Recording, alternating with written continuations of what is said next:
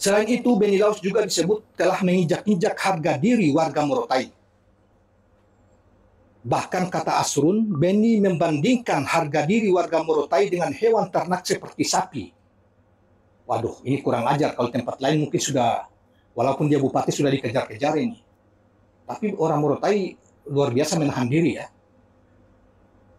Waktu itu banyak yang hadir di situ, kata beliau. Karena memang ada banyak pejabat yang dilantik. Dia, Beni Laos, bilang begini.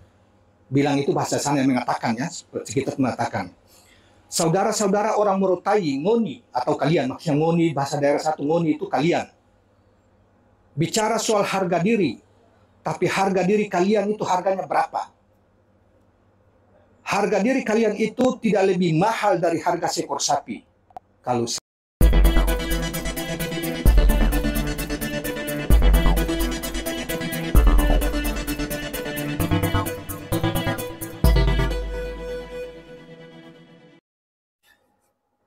Assalamualaikum warahmatullahi wabarakatuh. Saudara sekalian, jumpa kembali di Jejak Semesta 65. Semoga Tuhan senantiasa memberikan berkah kepada kita sekalian dimanapun kita berada. Saudara sekalian, Pilkada Maluku Utara semakin seru. Mulai saat sekarang semakin seru karena saling buka-bukaan tentang kepemimpinan atau rekam jejak dari calon-calon gubernur.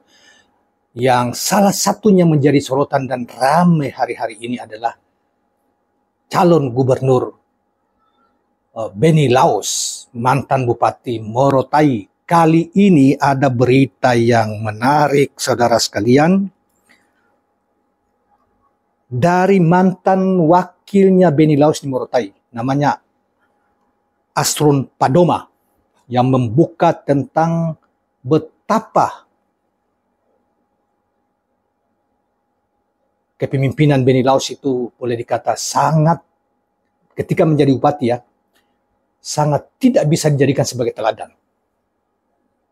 Yang membuka, ya kalau itu dianggap aib tanda petik,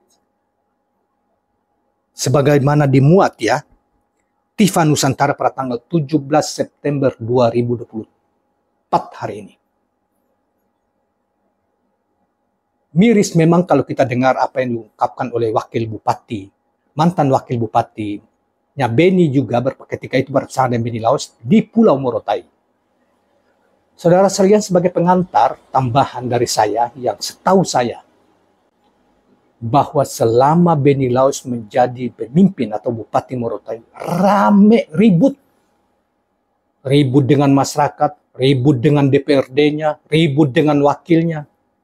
Alhasil selama 5 tahun terrelatif banyak keributan. DPRD dengan pejabat-pejabat, kepala DPRD Morotai dengan ribut dengan kepala Bapedanya yang diduga itu adalah salah satu orang kepercayaannya Beni Laos. Sampai lempar-lemparan meja. Jadi banyak masalah, ketidakharmonisan antara Pemda dengan DPR, antara sesama wakil dengan Beni Laos. Tapi opini yang dibangun oleh tim IT-nya Beni Laos yang seakan-akan hebat, padahal semua orang tahu. Nah sekarang sudah mulai dibuka, satu persatu kebenaran akan terungkap. Baiklah saudara sekalian,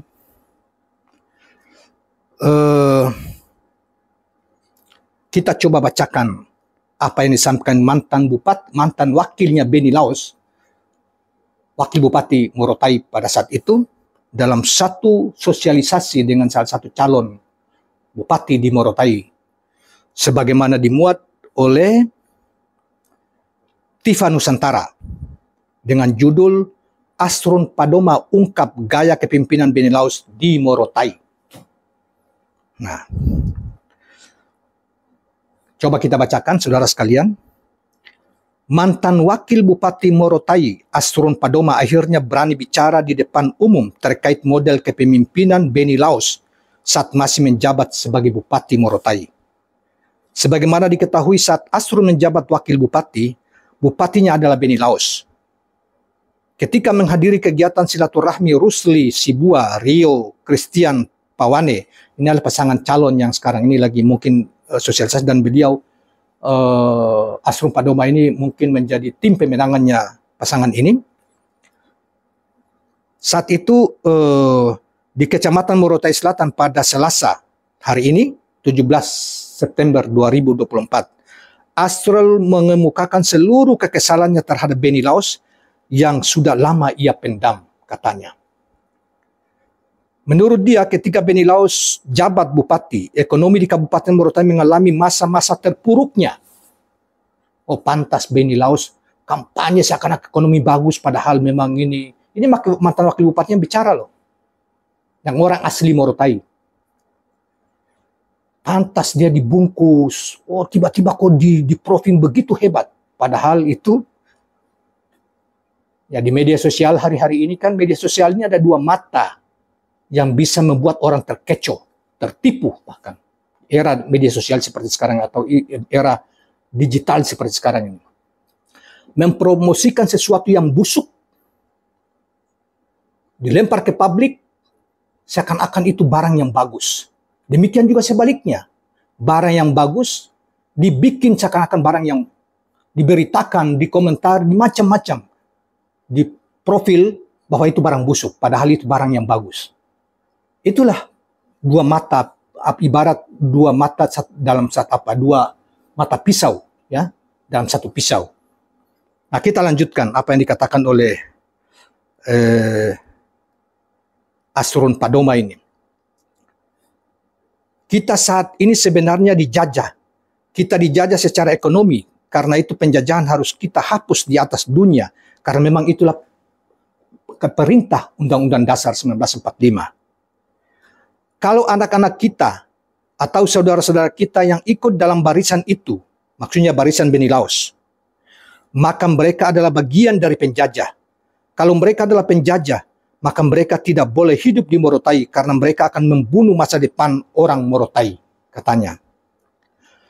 Asrun mengatakan sebelum kepemimpinan Benny Laus di Morotai, Morotai begitu makmur, pertumbuhan ekonomi berjalan stabil, ASN dan honorer tak dapat lagi dibedakan karena kesejahteraan yang merata. Petani dan nelayan juga sejahtera karena hasil panen dan hasil tangkapan lautnya laku terjual. Tetapi saat Morotai dibawa kendali Benny Laus, maksudnya kepemimpinan Bupati Benny Laus, semuanya jadi berubah negatif. Nah, itu kata Wakil Bupati. Selanjutnya dikatakan, dulu anak-anak Morotai yang sekolah di Jakarta, di Yogyakarta, atau di mana saja aman-aman saja. Tetapi sekarang banyak anak-anak Morotai yang berkuliah di Yogyakarta, tapi karena ekonomi sudah tidak mampu dengan kepemimpinan yang jalim di bawah Benny Laus, maka kemudian suka atau tidak suka mereka harus pulang dan menyelesaikan kuliah di Unipas. Unipas itu, saudara sekalian, ada satu universitas di Morotai, namanya Universitas, kalau saya tidak salah, Universitas Pasifik. Itu sejak sebelum Benny Laus ada, sebelum Benny Laus pimpin sana, ada beberapa perguruan tinggi sudah berdiri sana. Salah satunya ini, Universitas Pasifik ini, yang didirikan oleh mantan bupati sebelumnya, Rusli Sibua, yang sekarang mencalonkan untuk kedua kalinya. Selain itu, Benny Laus juga disebut telah menginjak-injak harga diri warga Morotai. Bahkan kata Asrun, Benny membandingkan harga diri warga Morotai dengan hewan ternak seperti sapi. Waduh, ini kurang ajar. Kalau tempat lain mungkin sudah, walaupun dia bupati sudah dikejar-kejar ini. Tapi orang Morotai luar biasa menahan diri, ya. Waktu itu banyak yang hadir di situ, kata beliau, karena memang ada banyak pejabat yang dilantik.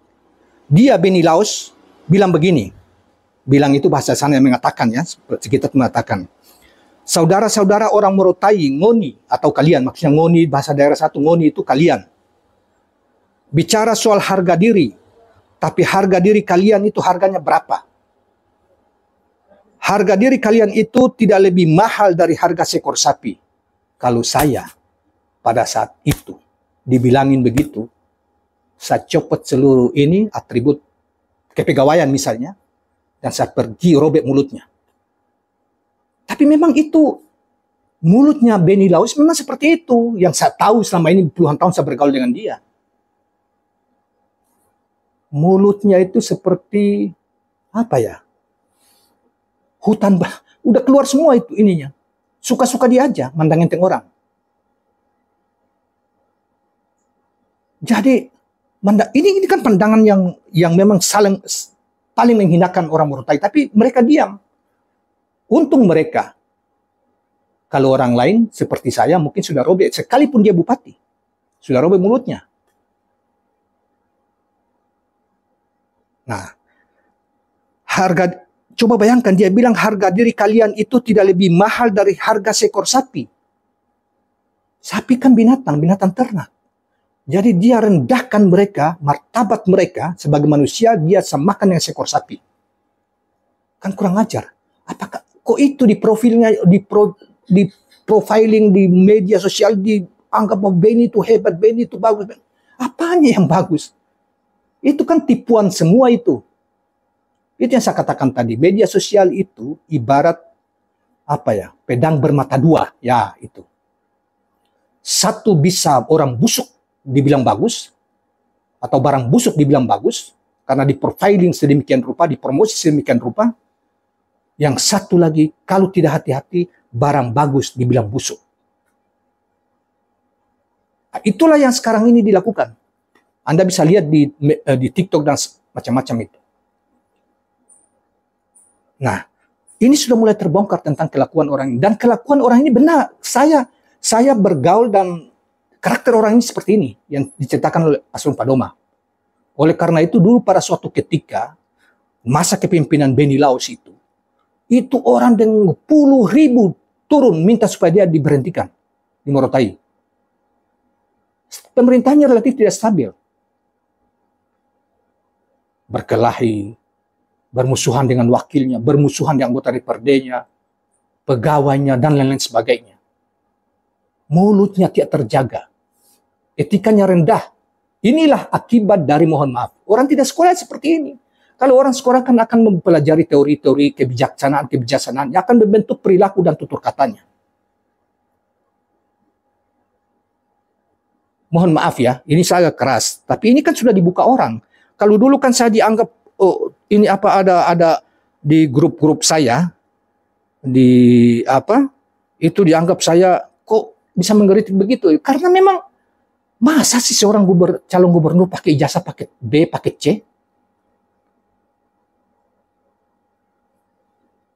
Pakai akal rakyat Maluku Utara. Ini kita dibohongi oleh media sosial.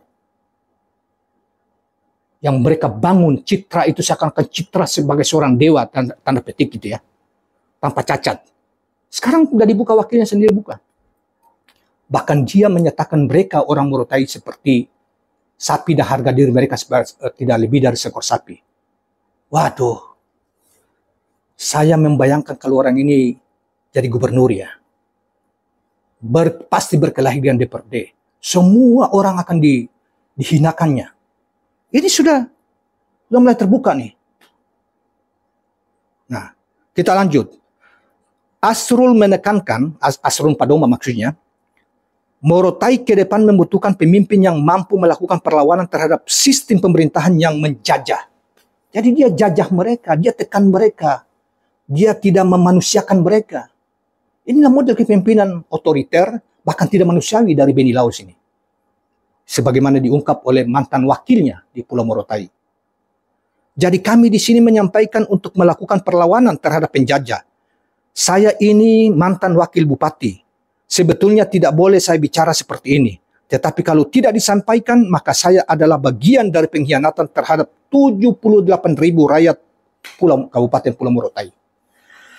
Nah, saudara sekalian, itulah berita hari ini yang dimuat oleh media yang tadi kita sudah sebutkan di awal.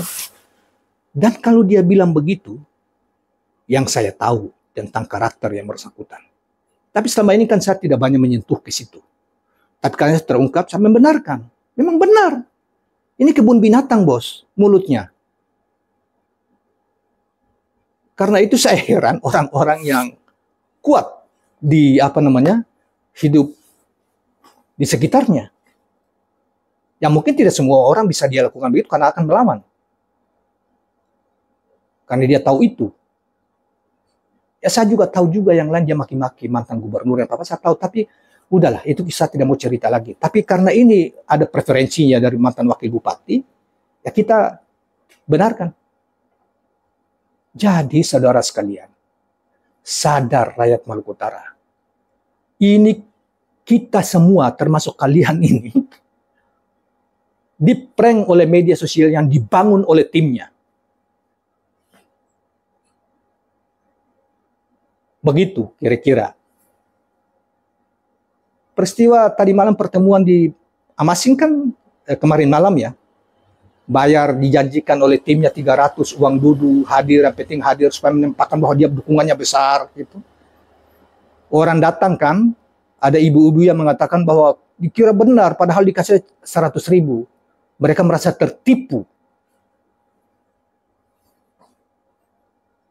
Sehingga saya komentar, memang orang yang tidak punya basis sosial dipikir pimpin menjadi gubernur atau apa tuh hanya dengan uang saja semua orang bisa dibayar. Sorry bos, Benny. Mencari kekuasaan, itulah kemudian saya tidak sepakat dengan cara-cara seperti itu, mencari merebut kekuasaan dengan cara-cara yang tanda petik kotor. Tanda petik menipu. Ini sudah terbongkar. Saya sebetulnya secara pribadi, privat saya tidak banyak ini. Tapi ini saya benarkan. Karena memang begitulah. Dan ini kasar. Kalau dia bikin saya begitu, biar berkawan, saya lap dia di depan orang. Tempeleng. Lap itu orang di sana bilang tempeleng. Biar kawan gitu. Biar menjadi pelajaran. Tidak boleh memperlakukan manusia seperti itu. Apalagi Anda sebagai seorang pemimpin mengatakan harga diri kalian seperti seekor sapi. Pemimpin model apa itu? Di dalam nilai-nilai yang kami peroleh di dalam pendidikan. Di setiap jenjang pendidikan sampai sarjana. Apalagi sampai sarjana. Dan di dalam nilai-nilai luhur, keyakinan kami, kultur kami, adat istiadat kami harus menempatkan manusia sebagai layaknya manusia, sebagai ciptaan Tuhan yang Maha Agung. Itulah bedanya kami ini dengan mereka yang mungkin jauh dari nilai-nilai yang mereka yakini tapi mereka tidak percayai. Terima kasih kawan-kawan sekalian. Terima kasih juga Pak Asrun Padoma yang telah mengungkap ke publik, biar publik tidak tertipu oleh opini yang dibangun oleh tim media sosial, tim IT-nya, yang begitu masif di media sosial. Assalamualaikum warahmatullahi wabarakatuh.